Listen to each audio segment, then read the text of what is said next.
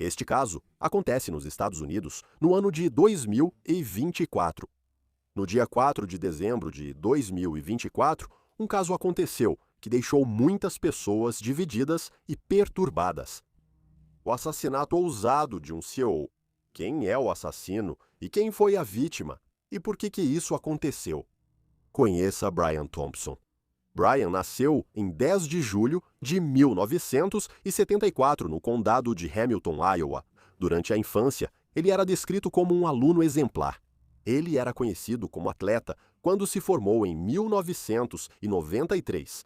Ele conquistou os títulos de rei do baile, presidente de turma e orador da turma. Essa excelência acadêmica o acompanhou na educação superior. Ele cursou contabilidade na Universidade de Iowa. Ele concluiu sua graduação em 1997, formando-se em administração de empresas com especialização em contabilidade. Após sua graduação, ele trabalhou como contador e, em 2004, ingressou no United Healthcare Group, uma empresa conhecida por ser uma das maiores do ranking Fortune 500. Brian era visto como um grande realizador, que se destacava sob pressão. Ele rapidamente alcançou destaque na United Healthcare, empresa cujo slogan hoje soa estranhamente irônico: presente para o que importa. Segundo a empresa, sua missão é ajudar as pessoas a terem vidas mais saudáveis e melhorar o sistema de saúde para todos. Eles afirmam que fazem isso, aparentemente, baseando-se em seus valores, que são integridade, compaixão, relacionamentos, inovação e desempenho. A ascensão de Brian Thompson na United Healthcare foi rápida e estratégica. Após entrar na empresa, ele exerceu vários cargos financeiros, incluindo diretor financeiro em várias unidades de negócios. E em 2021, Brian já havia se tornado o CEO da United Healthcare, supervisionando uma força de trabalho global de 140 mil pessoas. E ele fez tudo isso enquanto construía uma família e mantinha um casamento. Ele e sua esposa tiveram 2 meninos. A esposa de Brian disse que ele era incrivelmente amoroso, generoso e talentoso, que aproveitava a vida ao máximo e marcou tantas vidas. Ela também disse que ele era um pai incrível para os 2 filhos deles. Em 2021, eles haviam comprado uma grande mansão em Maple Grove, Minnesota, perto de onde ficavam seus escritórios. Ele podia pagar isso porque ganhava 10,2 milhões de dólares por ano e era um dos funcionários mais bem pagos da empresa. Sob sua liderança, a United Healthcare forneceu cobertura de seguro para mais de 50 milhões de pessoas nos Estados Unidos, tornando-se a maior companhia de seguros do país. Sob o comando de Brian, a empresa faturou 74 bilhões de dólares. Aos 47 anos, Brian começou a enfrentar vários desafios. O primeiro foi o fim do seu casamento. Brian e sua esposa se separaram, mas há poucas informações sobre isso, e parece que a separação foi amigável. O segundo desafio que Brian enfrentou foram ameaças de morte. Sua esposa disse mais tarde, após seu assassinato, que houve algumas ameaças de morte. Ela afirmou que não sabia os detalhes, mas sabia que ele havia aumentado sua segurança. Alega-se que essas ameaças foram uma resposta a uma investigação federal muito pública que tinha Brian e seus colegas executivos como alvo. Em outubro de 2023, o Departamento de Justiça iniciou uma investigação antitruste sobre as práticas comerciais do United Health Group. Exemplos de práticas antitruste ocorrem quando o mercado justo é afetado pela compra de concorrentes menores. Isso leva a um monopólio. Isso, junto com uma postura de preços predatórios, causa um dano significativo aos consumidores sem que eles tenham como escapar. Nos meses anteriores à investigação, Brian e outros executivos venderam grandes quantidades de ações da empresa.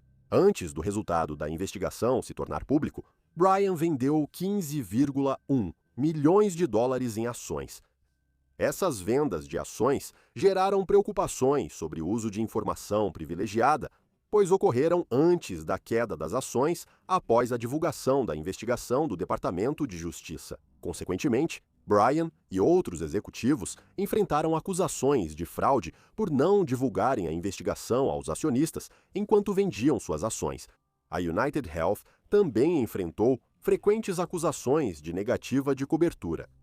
Esse contexto leva ao que aconteceu em 4 de dezembro de 2024, Agora, apesar das investigações, segundo todos os relatos, Bryan vinha desempenhando bem o papel de CEO.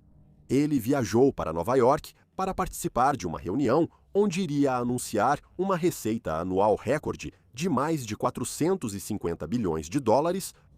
Disse que milhares de americanos vão à falência, perdem suas casas ou morrem todos os anos devido às práticas das seguradoras de saúde. O sucesso da empresa teria sido às custas de vidas inocentes e, por causa disso, ele nunca chegou à reunião do conselho.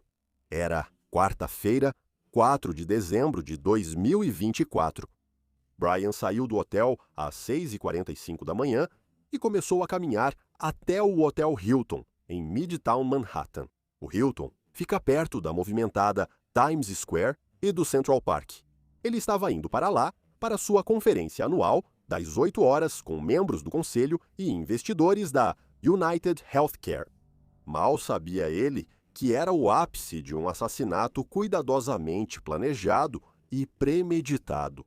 O assassino não identificado, com um grande plano, estava do lado de fora do hotel dele, à espreita, escondido atrás de um carro, no frio congelante. Ele já estava lá há 5 minutos quando Bryan saiu em direção ao Hilton. Bryan estava a poucos metros da porta do Hilton quando o atirador chegou. Ele era magro, tinha cerca de 1,80 m, vestia roupas escuras com capuz, usava máscara facial e levava uma mochila cinza. Ele passou por um SUV preto e entrou na calçada a não mais de 4,5 metros atrás de Bryan. Por volta das 6h46 da manhã, esse homem misterioso sacou uma arma e disparou 2 tiros nas costas de Bryan. Bryan caiu instantaneamente de dor e começou a sangrar. No entanto, ainda não tinha acabado. A arma do atirador parecia ter emperrado. Ele tentou destravar ou consertar a arma, o que conseguiu fazer rapidamente, e com isso, disparou a arma novamente. Dispararam muitos tiros, mas ele foi atingido nas costas e na panturrilha direita.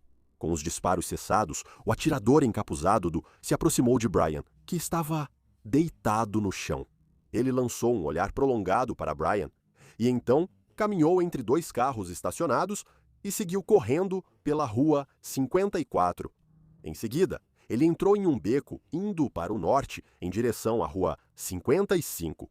Depois virou para leste, saindo na 6ª Avenida.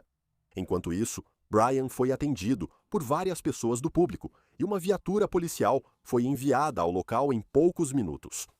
Um vídeo angustiante registrou os momentos em que os policiais realizaram RCP em uma tentativa desesperada de manter Bryan vivo. Uma equipe médica chegou e levou Bryan rapidamente ao hospital. No entanto, o pai de 2 filhos não resistiu aos ferimentos e foi declarado morto às 7h12. Enquanto isso, o assassino fugiu do local do crime e estava foragido. Até a criação deste vídeo, ele ainda não foi capturado e uma investigação de homicídio está em andamento. Devido a cargo e à grande visibilidade de Bryan, o caso causou um frenesi na mídia. Devido ao modo ousado e não profissional do assassinato, a comissária de polícia de Nova York, Jessica Tisch, afirma que há muitas evidências a investigar. E então, isso é o que sabemos sobre o assassino não identificado. Como mencionado anteriormente, o assassino é um homem esguio de 1,80 m de altura. Investigadores também acharam provas de que ele ficou no albergue High New York City. Esse albergue era composto por corredores estreitos e mal iluminados, com quartos compartilhados superlotados, acomodando de 4 a 12 pessoas por quarto.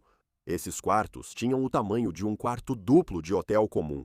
Uma variedade de pessoas se hospedava lá, desde times de futebol sul-americanos, viajando até turistas econômicos, como mochileiros. Esse homem não se importava com a precariedade e queria se mover sem ser notado.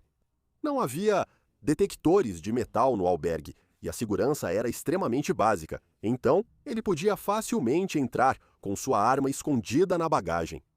Um jovem estava no mesmo quarto de hotel que o principal suspeito visto nas câmeras de segurança. Esse homem o reconheceu e disse que ele nunca tirava a máscara do rosto, e por causa disso não seria reconhecível. Ele até mantinha a máscara enquanto comia, apenas afastando-a do rosto para colocar a comida na boca, mas nunca a removia completamente. A polícia descobriu que ele deixou o albergue às 5h. Às 6h15, ele é visto saindo da estação F da rua 57A, a apenas 3 quarteirões do local do crime. Ele estava usando as mesmas roupas e entrou em uma Starbucks. Aparentemente, ele pediu um café, uma garrafa de água e 2 barras de proteína. Ele bebeu as 2 bebidas, terminando-as ao sair. Depois, ele foi visto jogando as embalagens vazias no lixo. Imagens adicionais às 6h29 na rua 54 Oeste foram encontradas. Mostra ele falando ao telefone enquanto caminhava na direção do Hotel Hilton. Quando a polícia chegou, ele já tinha ido embora. Após o tiroteio, o agressor fugiu por um beco da rua 54 para a rua 55, depois seguiu para o leste até a 6ª Avenida. Ele fugiu em uma bicicleta elétrica, entrando no Central Park às 6h40 e 8 da manhã. A polícia afirmou que o autor do crime saiu do Central Park pelo lado oeste às 6h59 da manhã. Ele ainda estava na bicicleta e já não usava mais a mochila. A polícia iniciou uma busca em toda a cidade, usando drones e unidades caninas. No entanto, a polícia acredita que ele pegou um táxi até o terminal rodoviário Port Authority, na rua 178, e embarcou em um ônibus para fora da cidade de Nova York. Então, é provável que ele nem esteja mais na região. A conferência de investidores foi cancelada, e um representante da empresa informou aos participantes sobre um grave problema médico com um membro da equipe. Um celular que se acredita pertencer ao assassino foi encontrado em um beco, e no Central Park acredita-se que a mochila foi encontrada. No dia após o assassinato, a polícia divulgou imagem do atirador sem máscara. Ele estava sorrindo e foi visto flertando com uma recepcionista no albergue em Nova York no dia anterior. Ele tinha sido muito cuidadoso para manter sua identidade em segredo, mas arriscou flertando. Na cena do crime, os investigadores encontraram cápsulas de bala com palavras escritas nelas. Após uma inspeção mais detalhada, leram: negue, defenda, deponha. A frase sugeria relação com táticas comuns de batalhas judiciais de seguradoras. Essa tática cínica é chamada de atrasar, negar, defender e é usada quando um cliente de um produto de seguro leva a companhia de seguros ao tribunal. Essa tática é o ápice do comportamento imoral. Assim, acredita-se que a natureza, um tanto poética de gravar um slogan semelhante, sugira um possível motivo. A execução foi calculada, pública e teatral, realizada no coração de Manhattan com balas gravadas como um manifesto. Parece que isso não foi apenas um assassinato, foi uma mensagem. Isso lançou luz sobre as dificuldades enfrentadas por aqueles que foram prejudicados pelas companhias de seguro. Esse ato, por mais horrível que tenha sido, trazia as marcas de um justiceiro em busca de justiça. Ou pelo menos a aparência disso. E muitas pessoas na internet apoiam o assassino. Ou talvez as palavras fossem só uma cortina de fumaça para distrair os investigadores do real motivo. E é fundamental mencionar: o consenso online é de que esse assassinato é horrível e injustificável. Neste momento, é tentador ligar o motivo às práticas de seguros de saúde, mas nada é certo. Alguns especulam que o assassino era um mercenário treinado. O uso de uma pistola com silenciador e o timing preciso dão credibilidade a essa teoria, mas os detalhes do crime revelam algo diferente: execução descuidada e erros de amador. Manhattan é um dos piores lugares para cometer assassinato se o objetivo for escapar. Há câmeras e testemunhas oculares por toda a parte. O assassino deixou DNA e digitais em um copo de café e uma garrafa de água descartados. Em certo momento, O atirador apareceu em vídeo sem máscara, mostrando o rosto. Ele ficou em um albergue, dividindo o quarto com desconhecidos, o que aumentou ainda mais suas chances de ser identificado. Em vez de atirar a queima-roupa, o atirador disparou de longe. Durante o assassinato, a arma falhou, obrigando-o a mexer no ferrolho durante o ataque. Isso indica que o assassino praticou para estar pronto para qualquer situação. O assassino ainda está foragido e a família de Brian ficou desestruturada. Dizer que o assassinato causou alguma divisão é um eufemismo. Algumas pessoas começaram literalmente a se apaixonar pelo assassino. Muitos suspiraram ao ver seu sorriso nas câmeras de segurança, comparando-o a um galã de Hollywood. Algumas pessoas também parecem se identificar com a ideia de deixar os CEOs de seguradoras de saúde nervosos e com medo de perderem suas vidas. Em resposta, empresas passaram a remover dados de suas lideranças dos sites, temendo imitadores. Também circula um tweet falso de Elon Musk dizendo que não é justificável matar um CEO. Embora o tweet seja falso, algumas pessoas acreditaram que era real. O tweet gerou concordância e discordância entre as pessoas. Muitos compararam esse assassino a uma figura parecida com Robin Hood, trazendo algum tipo de justiça para a pessoa comum. Alguns acreditam que Brian recebeu o que merecia e esperam que a identidade do assassino permaneça um mistério para sempre. Quando divulgaram as fotos do assassino, algumas pessoas ficaram chateadas, pois a chance de sua prisão aumentou muito. A polícia declarou que sabe o nome do homem, mas que não irá divulgar o nome.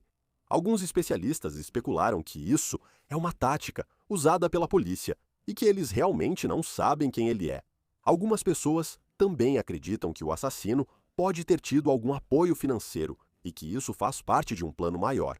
No fim, o assassinato parece ser altamente simbólico. Como mencionei anteriormente, a mochila foi recuperada e o que encontraram dentro dela aponta ainda mais para um motivo. Eles encontraram um maço de dinheiro de monopólio. Tudo isso parece ser incrivelmente deliberado. Ainda não está totalmente claro qual arma foi usada no ataque. No entanto, foi sugerido que o assassino usou um tipo antigo de arma que era usada antigamente para abater animais.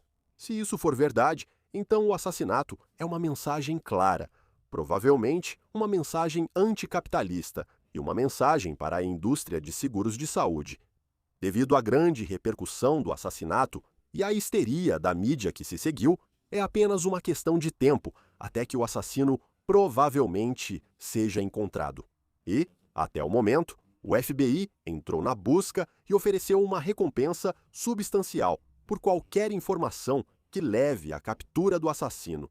A polícia disse que as pistas esfriaram um pouco e os investigadores estão bastante surpresos com o planejamento meticuloso do assassinato. Eles acreditam que terão uma investigação longa pela frente.